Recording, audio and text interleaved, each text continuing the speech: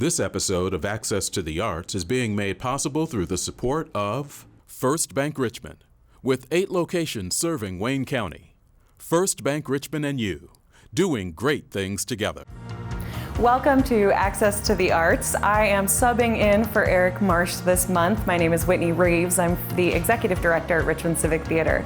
This month we're going to be covering a lot of exciting events that are happening in September for the arts.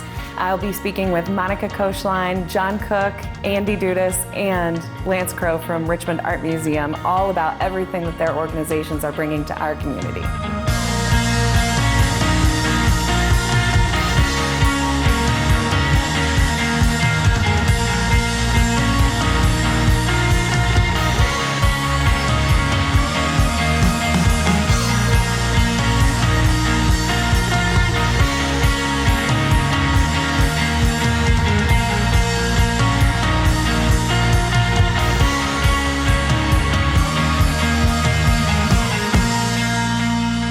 Welcome to this episode of Access to the Arts. We are going to get started here with Monica Koechlein from Richmond Symphony Orchestra. Hi, Monica. Hi, Whitney. How are you? Good. How are you? Good. I'm doing well. Great. Doing really well. So tell me all about what's coming up. Your season's getting kicked off, so tell me about that. Yeah, there's so much going on in September in particular for us. It's just an exciting time of the year, lots of planning, lots of energy surrounding the symphony.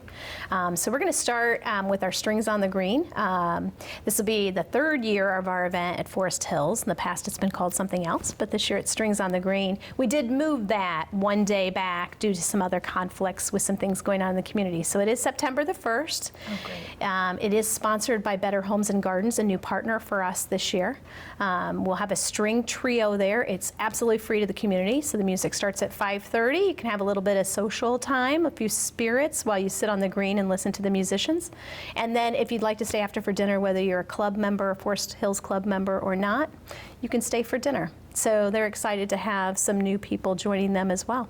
That sounds fantastic, Monica. That's going to be so And fun. just in case of weather, we will move inside. So the event will happen either way. Rain or shine. Rain or shine. September 1st at 5:30 at Forest Hills. Absolutely. Fantastic. What else do you have going on in September? Yeah, another big partner for us that we've really cultivated over time, but it's been a great opportunity to showcase both of the work that we do in the community is Bethany Theological Seminary.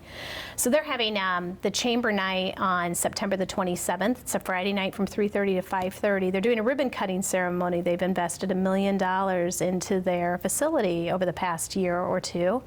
And so we'll have a group of musicians there. It's social, it's free to the community, it'll be nice. And then on September 29th, we will start the Bethany Theological Seminary's recital series once again. So we'll have 4 free ensembles in Night Carey Chapel, Sundays beginning at 3. The first one, like I said, is September 29th. So, Monica, tell us more about the RSO season and what's coming up. Our season is Noteworthy Moments. This is the second season that we featured our musicians in varying places in the community that we're really proud of, because we really do feel as if while we perform on Civic Hall stage, we are definitely part of this community and what makes it great. Our first season concert, as I mentioned, is September 21st. A new season with old friends. We'll be joined by Anton Nell, a pianist that's been with us once since I've been here, but comes about every 3rd year. So he's a crowd favorite. People really like him. On October the 26th, we'll have our second concert, One of Our Own. And we call it One of Our Own because Mr. Josh Ulrich, past assistant concert master, is returning to the Richmond Symphony stage for the first time in 5 years, now living in Utah. So he's a favorite. People always ask about where Josh is and what Josh has been doing. And our ever popular movie concert, which is typically called our December concert, is no longer in December, but now November 24th. And we'll have principal trumpet player Wes Willard joining us for a piece. It's an exciting season. Yeah, that all sounds fantastic. I'm excited about it. Yeah. And then how do we get involved? If we absolutely love Strings on the Green, how do I become a member? Well, absolutely. We are in the middle of selling season tickets on our website at richmondsymphony.org, and you can also call the office 765-966-5181. And don't forget, youth under the age of 18 are always free. Oh, that's fantastic. Well, thank you so much for joining us today, Monica. This is all great things happening in our community. Okay, great. Thanks for having me.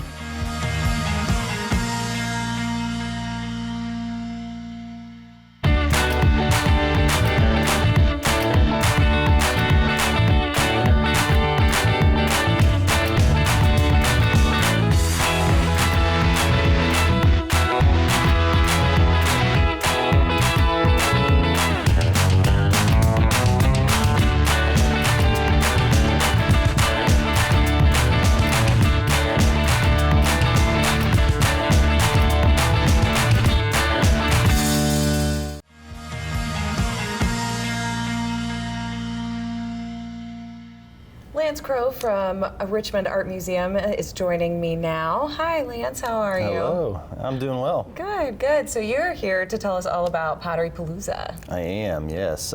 So Pottery Palooza is, I think this will be our 8th annual Pottery Palooza. It's an event that's really grown from year to year for us. Last year we had about 750 people in attendance. It's a rain or shine event. We proved last year that when we moved it indoors that we could do that. So the event will happen rain or shine. It's coming up in September, first Saturday in September. I believe it's the 7th from 10 to 4 at the Richmond Art Museum, hopefully on the front lawn. And so there'll be a lot going on that day. Great, great. Yep. That's fantastic. Tell me more about it. So the vendors are all potters. Tell me about that. So the event is it's an art fair, but it's a pottery only event. So all of the vendors will be set up. Will either be selling functional wear, sculpture, things of that nature, decorative stuff. All handmade, and these are local and regional potters who are invited. It's a juried show, so these are some of the best potters in the region, and we're very excited to showcase their abilities. Also, we'll have food vendors there, and we'll also have live music throughout the day. So great. Yeah, so it's a 10 to 4 event, it's free admission, so you just come and bring the whole family. There's activities for children. There's a kids' clay zone that kids get to have their hands in the clay. There's live demonstrations, not only on the wheel, but also raku firing happening that day. And so there's really something for everybody in the family, and it's a really fun, lighthearted event. Oh, that's going to be so wonderful. I know I've attended in the years past, and it's always a really, really great time. Fun for everybody. And you get to see wheel demonstrations, which I know Absolutely. everybody loves to see. So. It's kind of mesmerizing. It really is. Yep. Yeah, it's almost like pottery magic. That's fantastic. So September 7th. Yep. And what time does it start? 10 a.m. to 4 p.m. And it's on the Richmond Art Museum lawn. That's right. Right? Yep. The museum will be open, so you can check out the current exhibit, which we maybe should talk about as well. Yes. Tell me more about that. So it's really kind of a important show. It's a big show for the museum. It's Robert, Indiana, the Richmond Connection, a local family. We found out just a few months after Robert, Indiana died last year, that a local family had a connection with him, which no one knew about. They knew the identity of his birth mother, which he did not want to know. And so they came to us with a whole bunch, like more than 200 letters and correspondences from Robert, Indiana throughout the course of his life. He stayed in touch with this family his whole life. They took care of him for about the first 8 months of his life in Richmond before they placed him in adoption with the Clark family in Newcastle. So we're very excited to show there are a lot of his works, including an original oil from the State Museum that we were able to borrow, and a lot of original smalls, photographs that have never been seen. So it's a really interesting exhibit. So just for our viewers' sake, remind them what Robert, Indiana is most known for. Great. So Robert, Indiana is really most known for the love sculpture, the LOVE, the sculpture, the paintings, and he also, if you've ever been to the Indiana State Museum, there's that huge Indiana sculpture that's in their Grand Hall. He created that as well. So he's an important contemporary artist and with a local connection. That's fantastic. And that exhibit will run until? Yeah, it runs all the way up through October, actually. So we just opened it this Saturday, past Saturday, and it'll run through August. So please come and see it. As always, admission to the museum is free. Been free since 1898. So bring the whole family and come and visit us. That's fantastic. Thank you very much, Lance. We appreciate your time.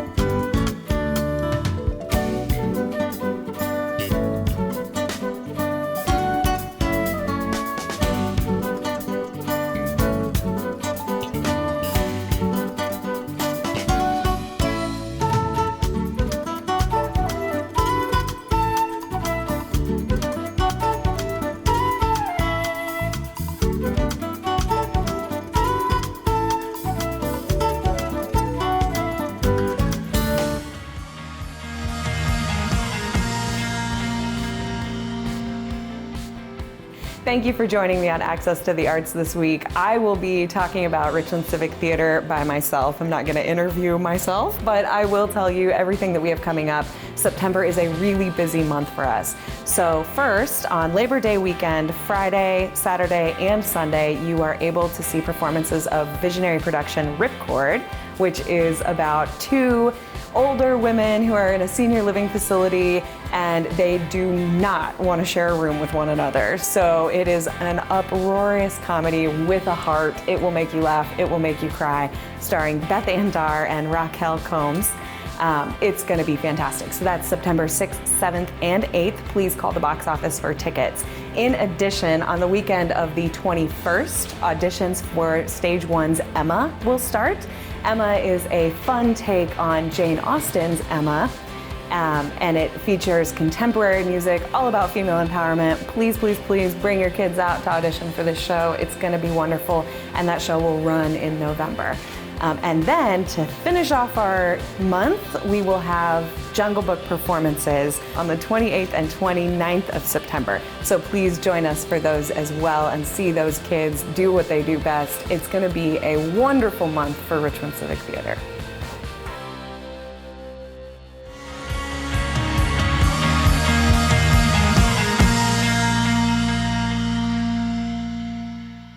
Welcome back. We are here with Andy Dudas, who is representing DIVA. Hi, Andy. Hi, how are you? I'm great. How are you doing today? Well, we had a big day yesterday. We finally got in front of the Richmond Redevelopment Commission with our proposal, our request for a pretty substantial amount of money to support a pretty substantial renovation project down at DIVA. And it wasn't even on the agenda as a resolution. We just made a presentation, so we did not get a vote yet. It seemed well received. We were well prepared. They've asked us for a little more information going forward, and there may be some, there will be some more information going back and forth, but at this point we don't really know anything yet, either way.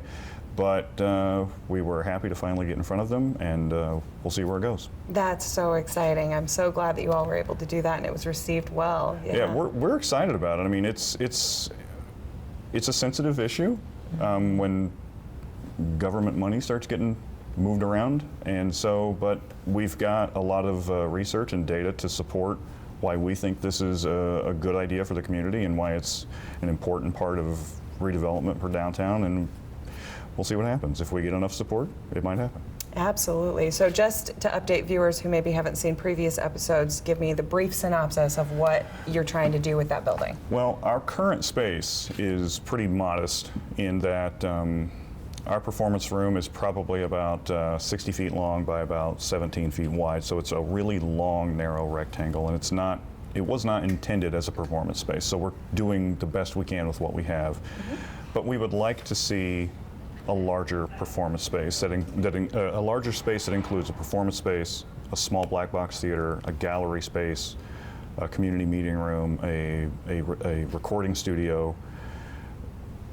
And all of these things, we don't have enough room on the ground floor, but we do have room on the third floor of the building that has a 3,000 square foot ballroom with a 19-foot ceiling, but there's no elevator in the building.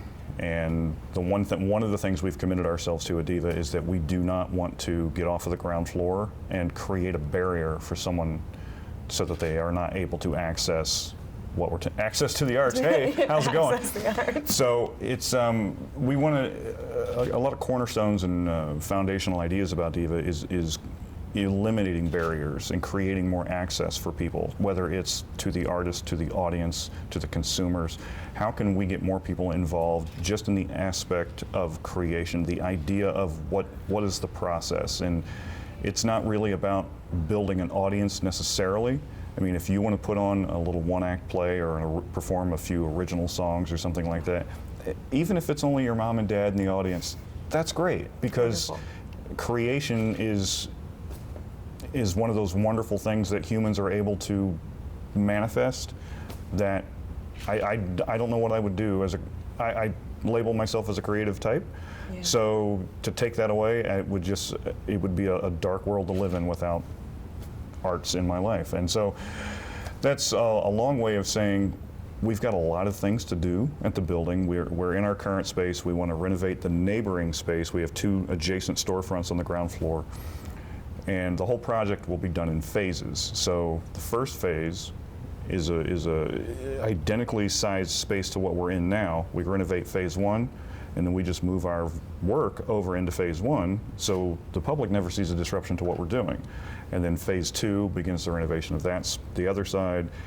Phase 3 involves the elevator, sprinkler systems, the renovation of the 3rd and 4th floors. Sure. Eventually there's maybe a rooftop deck that overlooks Elstro Plaza, and maybe music festivals in our future. Who knows? Yeah. That's why we've made a pretty ambitious request to the Redevelopment Commission. So you really are trying to provide a space so everyone can have access to the arts and create Absolutely. and do what they need to do. So tell me really quickly what's coming up on the DIVA stage. Well, as one of the legs of our efforts downtown is a DIVA production is the Department of Improv. And we perform the first Friday of every month, 7 p.m. and 9 p.m. And we try to have a local celebrity guest with us each month. And joining us on September 6th is Kevin Shook, also known as That Drone Guy. You've probably seen his drone footage in on social media and real estate ads and things like that. He's a really energetic millennial that has a lot of good community-minded ideas, and a lot of older generations want to kind of hate on the millennials sometimes, but Kevin Shook is a great example of what millennials are good at. That's There's fantastic. a lot of energy, and he's just a great guy, and we're really excited to have him there. That's great. So the first Friday in September at 7 and at 9. 7 at night. 7 o'clock is Great. kind of a filters on show, kind of a more family friendly-ish kind of show. It's improv, so you never know where it's going to go. But 9 o'clock, you might not want to bring a kid that's about 10. Great, great. So, it's a good time, though. Thank you so much for sharing with us, Andy, and we will look forward to that performance this month. Thank you, Will. Thank you.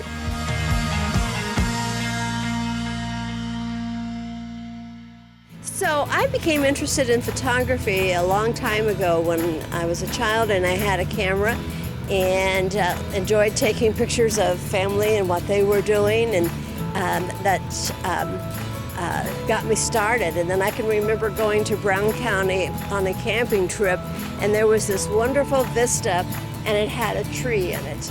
And I thought, oh, you know, that was just awesome. But it's such a common picture nowadays that people take. So that began my love. And when I was working, it was before digital, I did a lot of event photography for Ivy Tech Community College, and using film was very expensive for me. And I don't think it was until later in my life that when digital came along that I was really able and had my own really nice camera that I could do some things. When I think about photography, I want to encourage other people to pick up their camera and to take pictures and to try it. And I try to share as much knowledge as I can with people who are interested in photography, because I learn from them also. Yellowstone National Park is has the most visitors of any park in the nation, and of course, therefore, the most photographed park, and lots of pictures. So I tried, when I went there, I wanted to do it from 3 different perspectives, something that would make it different. So I tried to look at it from the eyes of a mouse, from the eyes of an eagle, and focus on my favorite, which were the trees. So I focused on trees, and I got some beautiful aspen trees that had just turned yellow at that time, and a lot of dead trees, which I find are very inspirational. Some of them have survived for years, and just the fact that they're still there, and got some cool pictures of the trees, and then some pictures looking down like an eagle would look, and then some pictures looking up like a mouse. And so I tried to get a different perspective of Yellowstone. For me, Yellowstone was a significant spiritual event, because I never thought I would get to see Yellowstone, and it was so amazing. And so that was very inspiring to me. I love photography. I love what you can do with it, and it's pretty exciting. I have another picture over here that I hope you'll show, and it's called Time Traveler. And this has been a very popular picture because it just kind of draws you in. It's an old barn and silo that's not there anymore, but the picture causes you to want to walk into it, and that's why I call it the time traveler. So looking for something different, something that inspires me, something that I enjoy. I still haven't found the ultimate picture, the one that's going to make me $1 million. Probably will never find that, but that pursuit of the perfect picture is very challenging.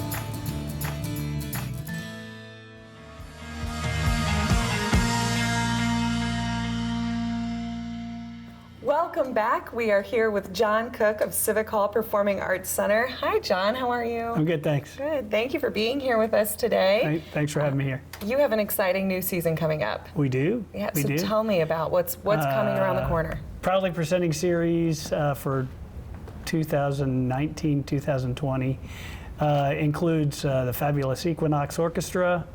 That's our first show, and Ronnie Millsap, and then we have Brass Transit presenting A Rockin' Christmas, and then we have IU Singing Hoosiers and Purdue Varsity Glee Club.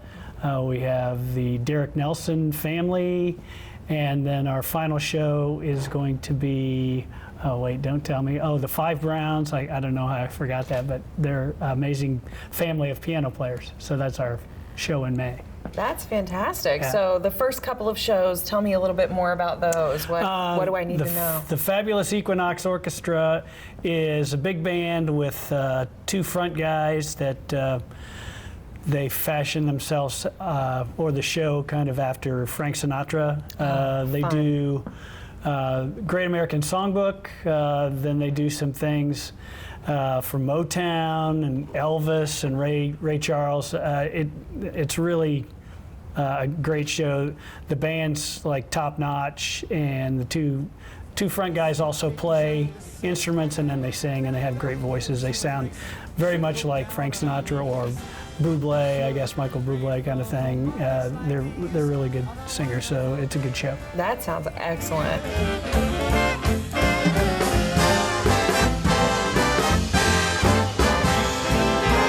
Once I get you way up there, where the air is oh so rarefied, we're gonna glide, absolutely petrified. Once I get you up there. And October what 5th, about yeah. Ronnie Millsap? So why do I know that name? Well, Ronnie Millsap, everybody may be familiar with him because he's been around for quite some time. I think he started being popular in the late 70s, early 80s.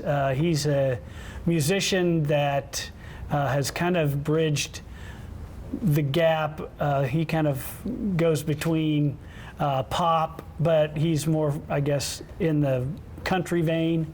And he's just recently released a duets album where there are famous other famous performers that made recordings with him of his songs, and so he's back out in the, I guess, in the mainstream with that duets album, and he'll be at Civic Hall on November 9th at 7:30, and that show is, even though the tickets haven't gone on sale for individual tickets, we've got a long waiting list of people that want to come see Ronnie Millsap. So if you're interested in getting tickets, you'll want to get your season tickets up until September 3rd, and then September 3rd, our individual tickets go on sale for each of the shows, so if that's the way you want to go.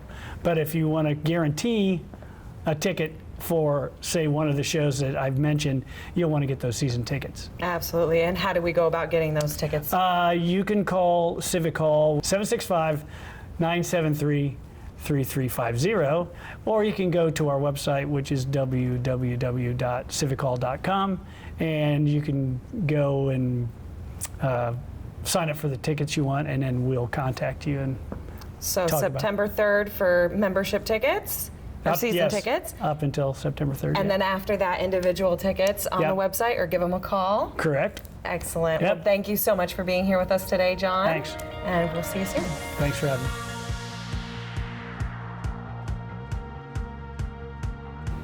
Thank you for joining us for Access to the Arts, and thank you for letting me sub in for Eric Marsh. He'll be with you next month. If you would like to be involved in the arts in any way, please reach out to any of these organizations. There are ways you can volunteer, donate, or become a patron of.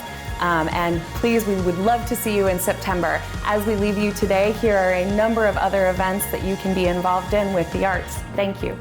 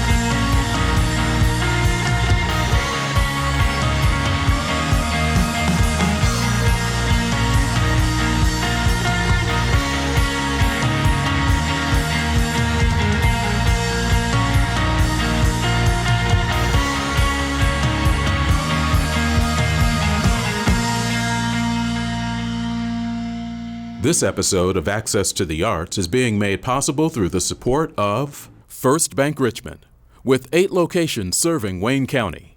First Bank Richmond and you, doing great things together.